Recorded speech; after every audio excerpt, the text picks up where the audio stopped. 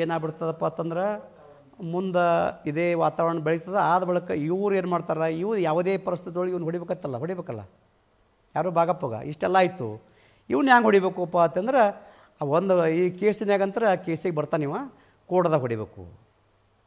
ಇನ್ನೊಂದು ಇಲ್ಲಿ place point ಏನಪ್ಪ ಅಂದ್ರೆ ಪ್ರತಿಯೊಂದಲ್ಲಿ ಭೀಮಾ ತೀರದ್ದು ಏನಪ್ಪ ಅಂದ್ರೆ ವೈಶಿಷ್ಟ್ಯ ಇವ್ರದ್ದು ನಟೋರಿಸದ್ದು ಇವ್ರದ್ದು ಯಾವಾಗಲೂ ಮನೆಯೊಳಗೆ ಹೊಡೆದಿದ್ದು ಹಿಂಗೆ ಹೊರಗೆ ಹೊಡೆದಿದ್ದು ಸಂಧ್ಯಾಗ ಹೊಡೆದಿದ್ದು ಇದೇ ಫಸ್ಟ್. ಇದು ಭಾಗಪ್ಪ ಹೊಡೆದಿದ್ದಲ್ಲಿ ಓಣೆ ಹೊಡೆದು ಇದೇ ಫಸ್ಟ್. ಇದು ಅವ್ರದ್ದು ಹೆಂಗೆ ಇಂಟೆನ್ಸಪ್ಪ ಅಂದ್ರೆ ನಾವು ಹೊಡೆದಿದ್ದು ವೈರಿ ಸಾಯಬೇಕು, ಅದು ಜನ ನೋಡಿ ಎಲ್ಲ ಕಡೆ ಅದು ಇದಾಗಬೇಕು.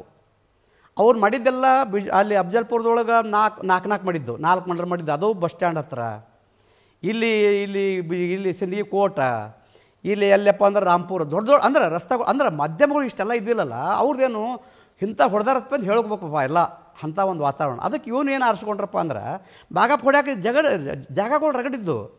ಕೋಟದಾಗ ಯಾಕಪ್ಪ ಅಂದ್ರೆ ಕೋಟದಾಗ ಹೊಡೆದಾರ ಅಂದ್ರೆ ದೊಡ್ಡದು ಅಲ್ಲ. ಅದಕ್ಕೆ ಒಂದನೇದ್ದು. ಎರಡನೇದ್ದು ಕೋಟದಾಗ ಬರ್ಬೇಕಾದ್ರೆ ಇವ್ರ ಬಲ್ಲೆಲ್ಲ ಲೈಸೆನ್ಸದು ಶಸ್ತ್ರಾಸ್ತ್ರಗಳು ಇರೋಂಗಿಲ್ಲ. ಕೋರ್ಟ್ ಒಳಗೆ ಬರ್ಬೇಕಾದ್ರೆ ತೊಗೊಂಡು ಬರೋಂಗೆ ಅವಕಾಶ ಇಲ್ಲ. ಆ ಒಂದು ಇದು ಆರಿಸ್ಕೊಂಡ್ಬಿಟ್ರಿ ಇವರು.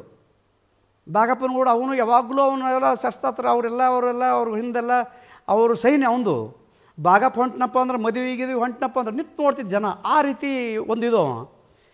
ಇವನು ಹೆಂಗಪ್ಪ ಭಾಗಪ್ಪ ಅಂದ್ರೆ ಇವನು ಒಂದು ಅಡಿಕೆ ಒಂದು ಯಾವುದೋ ಒಂದು ಚಟ ಇದ್ದಿಲ್ಲ. ಒಂದು ಏನೋ ಒಂದು ವೈಯಕ್ತಿಕ ಕಾರಣವಾಗಿ ಈ ಫೀಲ್ಡಿಗೆ ಬಂದವರು ಅವರು. ಯಾವುದೋ ಇವ್ರು ಯಾರೋ ಆಸೆ ಇವ್ರು ಯಾರು ಮಾಡಿದವರಲ್ಲ. ಅವಾಗ ಇವೇನು ಮಾಡ್ತಾನೆ, ಕೋರ್ಟಿಗೆ ಬರ್ತಾನೆ. ಕೋರ್ಟಿಗೆ ಬರ್ಬೇಕಾದ್ರೆ ಕೈ ಕುಲ್ಲಾಗೆ ಬಂದಿರ್ತಾನೆ. ಅವಕಾಶ ಅಲ್ಲೇ ಸಿಗ್ಬೇಕಂತ ಏನು ಮಾಡ್ತಾರೆ, ಹೊಂಚಕ್ಕೆ ಏನು ಮಾಡ್ತಾರೆ, ಕೋರ್ಟ್ದಾಗ ಏನು ಮಾಡ್ತಾರೆ ಭಾಗಪ್ಪಗ 8/8/2017 ಕರೆಕ್ಟಾಗಿ ಏನು ಮಾಡ್ತಾರೆ, ಕೋರ್ಟ್ ಒಳಗೆ ಎಂಟ್ರಾಗೋದಕ್ಕೆ ಫೈರಿಂಗ್ ಚಾಲು ಅವನ ಮ್ಯಾಗ ಗುಂಡು ಹಾಕ್ತಾರೆ. ಆ ಗುಂಡು ಹಾಕಿದ ಬಳಿಕ ಅವನ್ನ ಧ್ಯೇಯ ನೋಡ್ಬೇಕಾದ್ರೆ 100% ಸ್ಪಾಟ್ ಮ್ಯಾಗೆ ಸಾಯ್ಬೇಕು ಅವನು.